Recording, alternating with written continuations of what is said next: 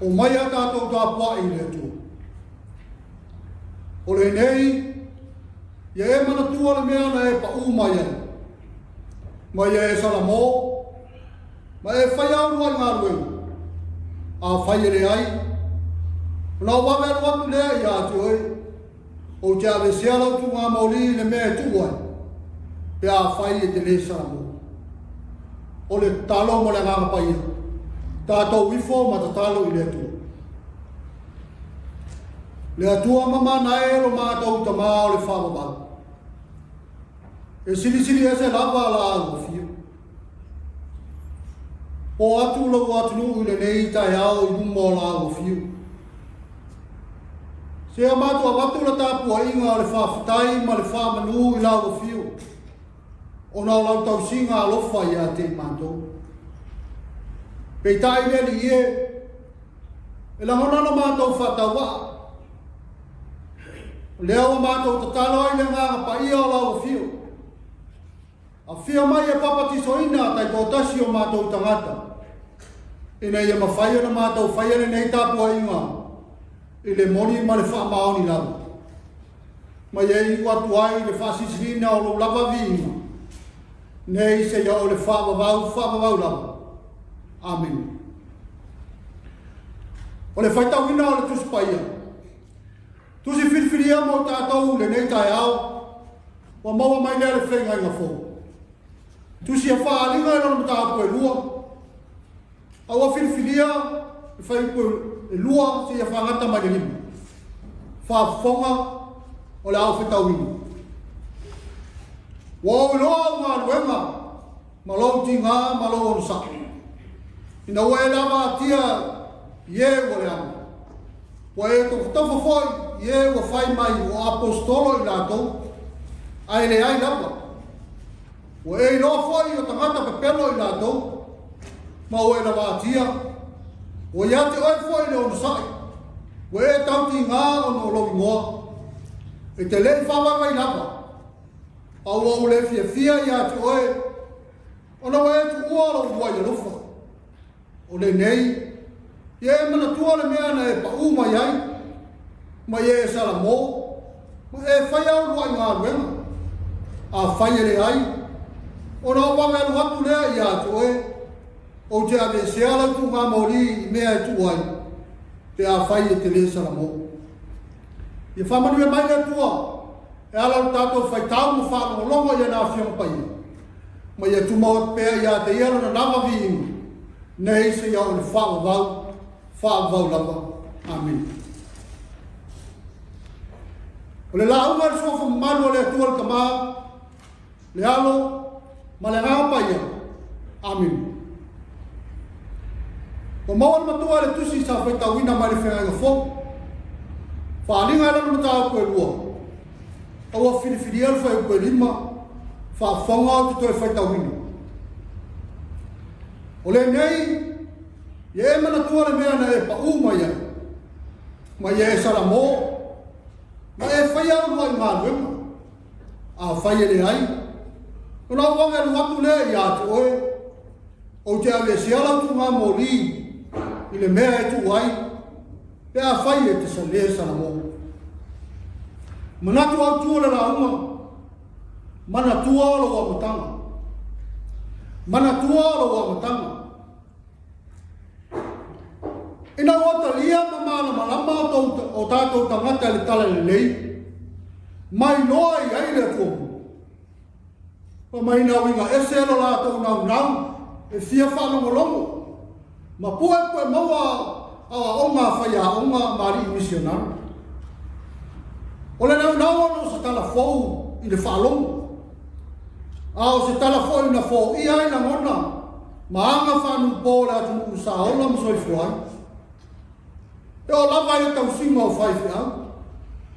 Pa mai ina o mautu sia le tupe mai le lamo sa, mo whaifi au. Na tari se pai a fia e o tātou tangata, le tausi hei no whaifi au. Ma ua sili le alofangia, ma le whae e a tātou tangata, ia lātou whaifi au.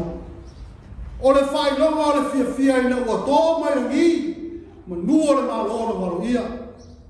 O le whaia lao no le tangata, a ole ola tali tonu i le atua mana no finangana.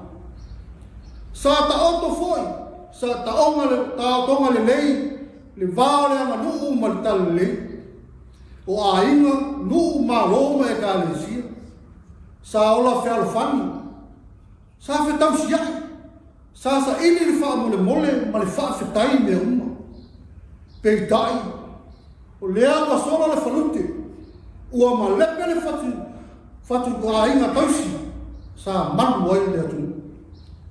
Ngo leo to iai se faa alo i le vana no fuai o mātua ma whanau, ua maa sae le whea mainga i le vāo le tua whine ma le tua ngane, whai mai o le i oi mata.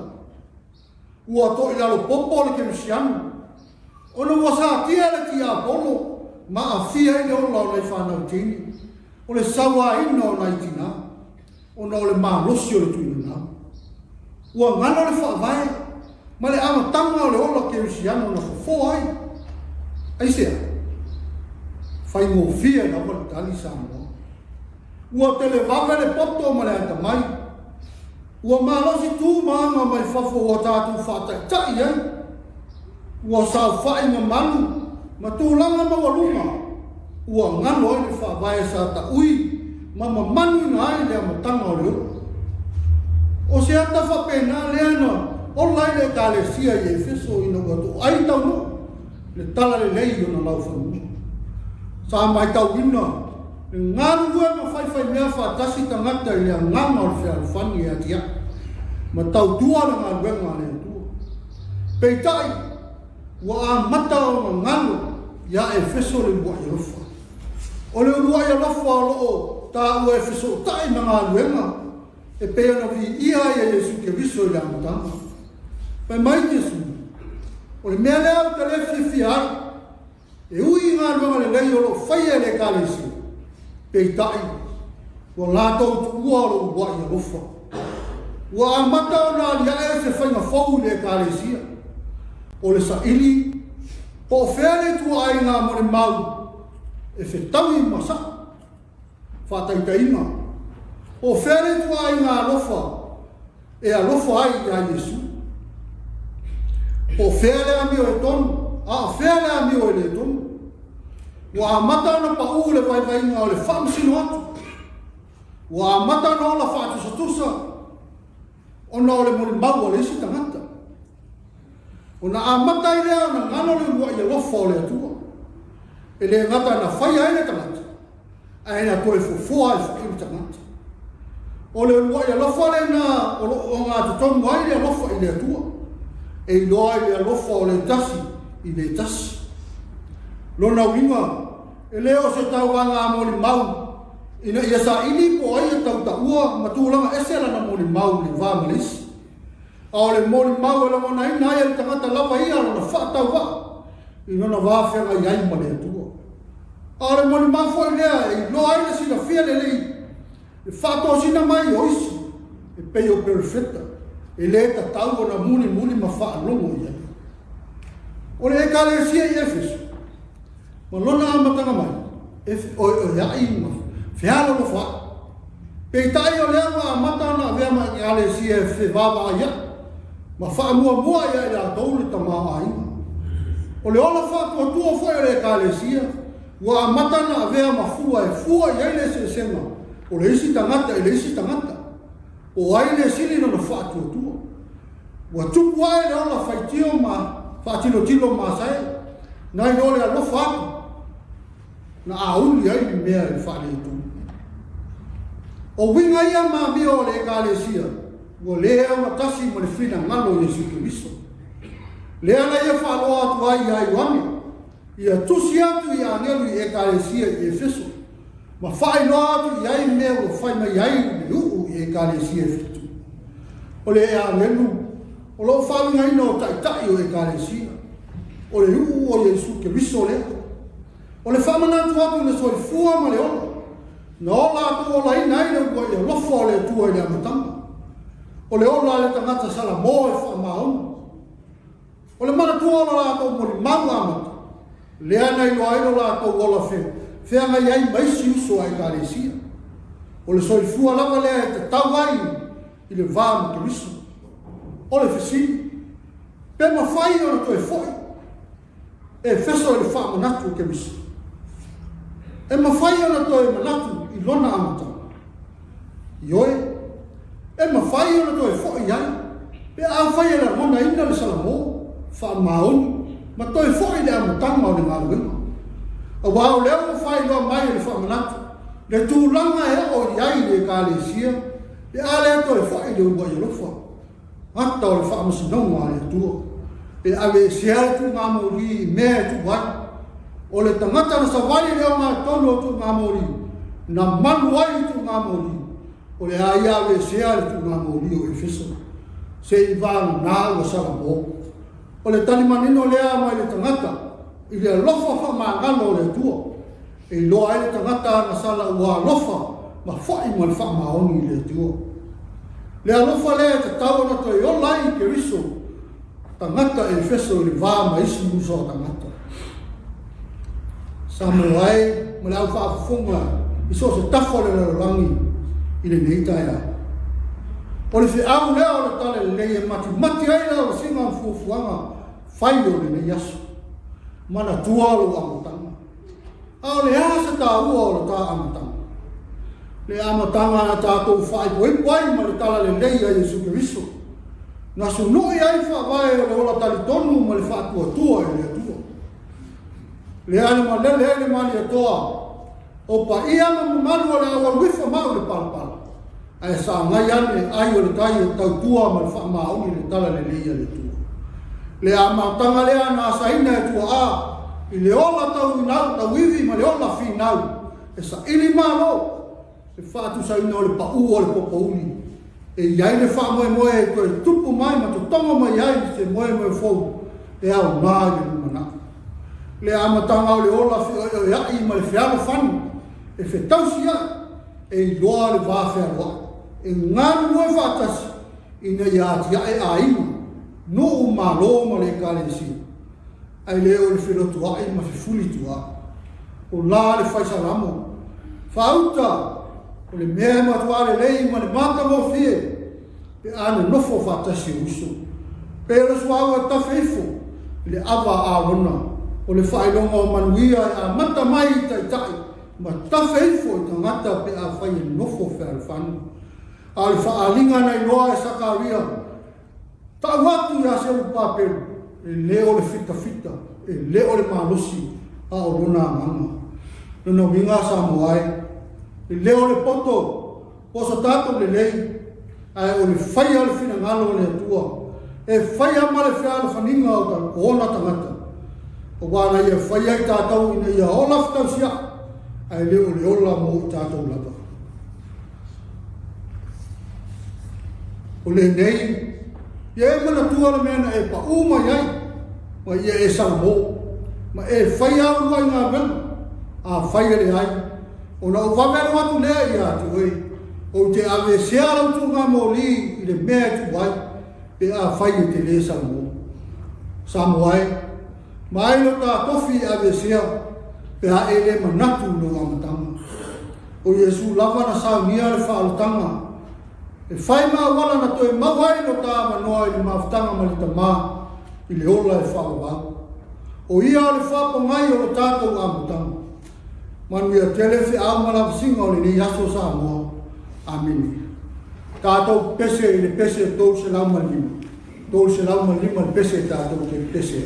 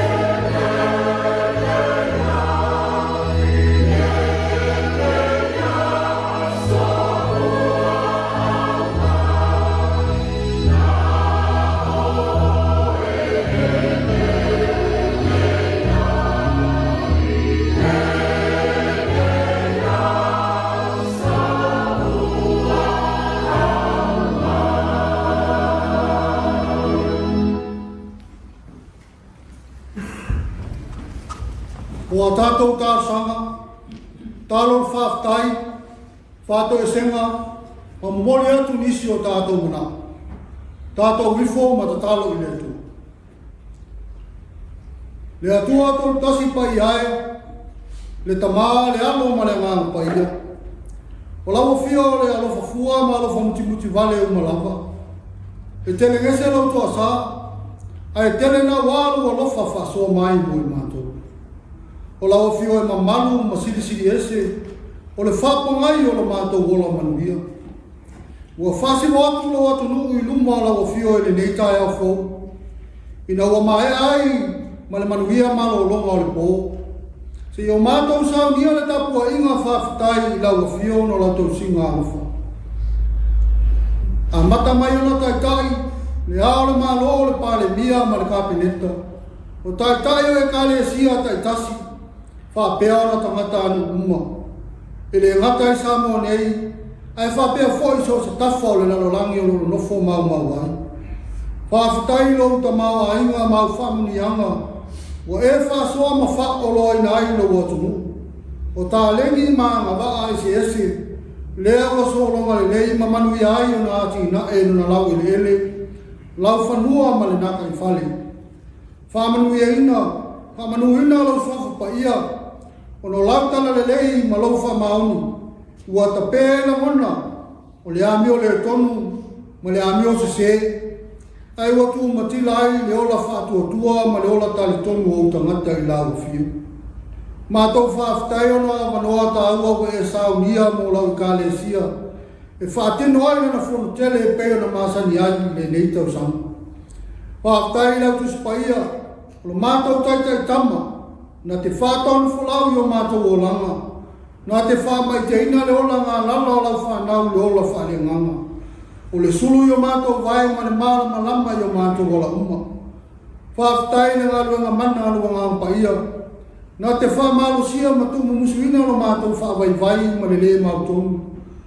O le mātou sosani sili tani uma o le mātou ola.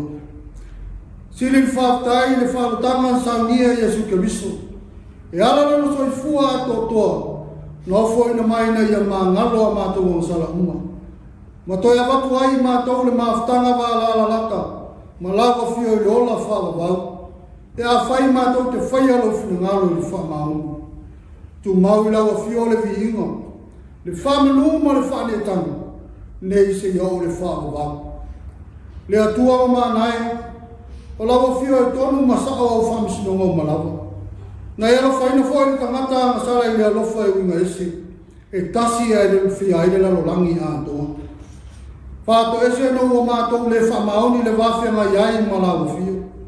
Ua pōma whaasile le tuna nau ma le whamari eino ma na o le loto. Ai whātua tua nai ma whaangalo lau fio le tele o taimi. Whamangalo lau atu nuu. O na o le ola le whamaoni tiute ma tofi o e walau inai.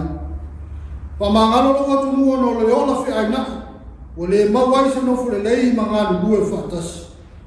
Whāto ese o na ua whiung pa ia. O tele ina ngalo ia i mātou o na whaitau ma su e iai, le atu ai, o e sila fia ina lava lo mātou vai, ma le toi al popo pēa i whainga le ali o le lalolangi. O le au mātou wole ai le toto tau o Jesu Keriso, e ma ngalo ai a mātou o masala uma.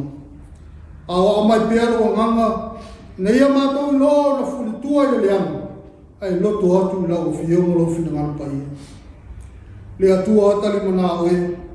Se e whamanuia i a Samoa mana na whainga mālo. Le aare mālo, le pāle mia ma le kāpeneta, ma sui o le pāle meni. I atu ese le fuli tuai, ma le filoto ai. Ai a maua le loto whamangalo ma le whialo whanu. E ngālu e whātasi ai, ia wāse manuia ma le manai manuia o le atu. Pāmanuia ia wa o na tofi, o lo whengai ma le tawasuina, ma le whalawhalaina o lo whina ngalo i so se e kālesia. Whaamalo a lofa i whanutele alau e kālesia, o lo whenga iai le nei lua vai aso. Whapalpale mai a la vea i o lau fio i a Samoa mai whamai pisi, wa awhi ai, whapea whitauri o solo whaafi, pe o le sawaina o tina manai whangautini. Ta talo mo le Samoa le mua le laro langi mai whamai, o taua mamala whare nā tua, e iai le pui ngā lufo la o fiu. Ta tala mo le nei aso i whi au mga ruenga, o whanau ia o onga i sa mo nei, mātunu ui whafo, ia wali tia la o fiu. O a mātou talo ia le li ie. E o foi nā atu whātasi ma mana alilo le tangata lava ia whaia iailu lava whina ngalu, ai aua lava lo mātou whātau ana. O mātou te talo ma ole atu e ale suafonga manu e suke riso, lea li i mani whaola. A le manuia mani while mua lava fio le atua le tamā. Lea lo fasisiri ese o e suke riso le whaola, e le mani maafutanga whai pēa maru lava ngang paia.